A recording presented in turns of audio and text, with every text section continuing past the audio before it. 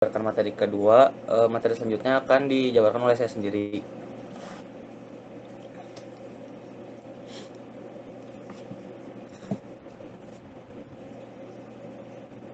Ada indera lainnya atau the other sense.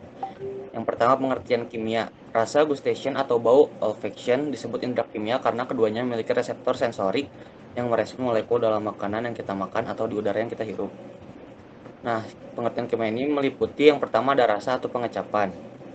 Molekul dari makanan dan minuman yang kita konsumsi larut dalam air liur dan berinteraksi dengan reseptor rasa di lidah kita. Ada 4 pengelompokan rasa dasar, yaitu manis, asin, asam, dan juga pahit. Kuncup pengecap dibentuk oleh pengelompokan sel reseptor pengecap.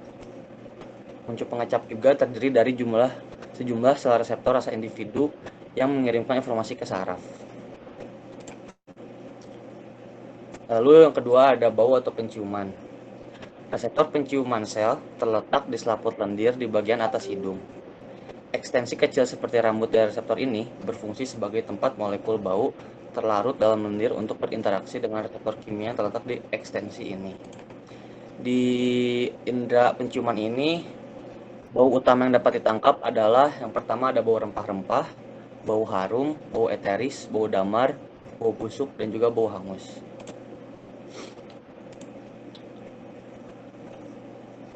Lalu di indera penciuman tadi meliputi lagi yang pertama ada touch, thermoception, and nociception. Sejumlah reseptor didistribusikan ke seluruh kulit untuk merespon berbagai rangsangan yang berhubungan dengan sentuhan. Reseptor ini termasuk sel darah Meissner, sel darah Pacinian, cakra Merkel, dan sel darah Ruffini. Selain reseptor yang terletak di kulit, terdapat juga sejumlah ujung saraf bebas yang berfungsi sebagai sensori. Lalu yang selanjutnya ada persepsi nyeri. Nyeri merupakan pengalaman tidak menyenangkan yang melibatkan komponen fisik dan juga psikologis. Secara umum, nyeri dapat ditangkap sebagai neuropatik atau inflamasi. Beberapa individu dilahirkan tanpa kemampuan untuk merasakan sakit. Kelainan genetik ini yang sangat langka dikenal sebagai ketidakpekaan bawaan terhadap rasa sakit atau analgesia bawaan.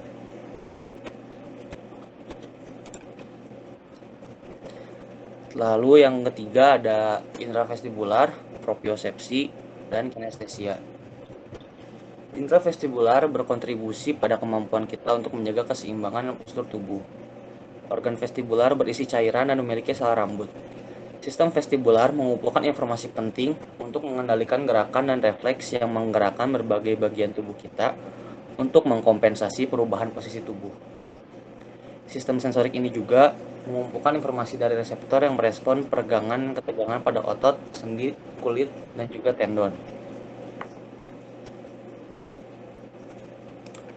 Lalu yang selanjutnya setelah indera lainnya ada prinsip persepsi gestalt.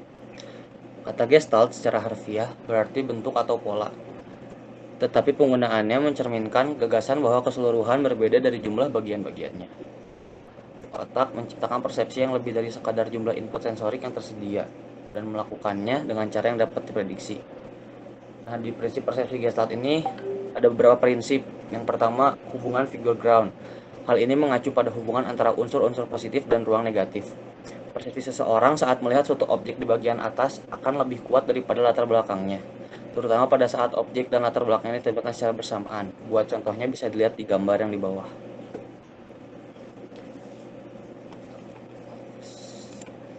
Terus yang kedua ada hukum keterdekatan atau law of proximity. Prinsip ini juga dapat disebut sebagai prinsip pengelompokan. Prinsip ini dapat dipenuhi apabila ada jarak atau spasi antara elemen satu dan elemen lainnya. Prinsip ini menjelaskan bagaimana mata manusia mempersepsikan hubungan antara unsur-unsur visual, bahwa hal yang berdekatan satu sama lain dianggap lebih terkait atau satu kelompok daripada hal-hal yang terpisah. Contohnya ada di gambar yang di bawah.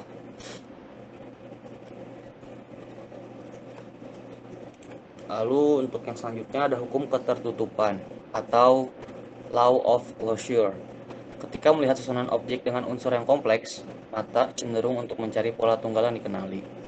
Otak manusia mengisi informasi yang hilang untuk membuat pola tunggal yang Anda kenali.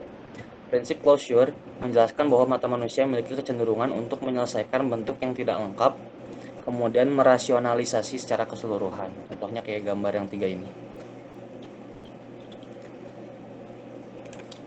Lalu yang terakhir ada hukum kesamaan atau law of similarity. Law of similarity menjelaskan bahwa objek-objek dengan bentuk mirip antara satu dan yang lainnya akan dipandang sebagai satu kesatuan. Ini bisa dikarenakan adanya elemen-elemen yang saling memiliki kemiripan seperti ukuran, bentuk, gaya, fungsi, dan yang lainnya.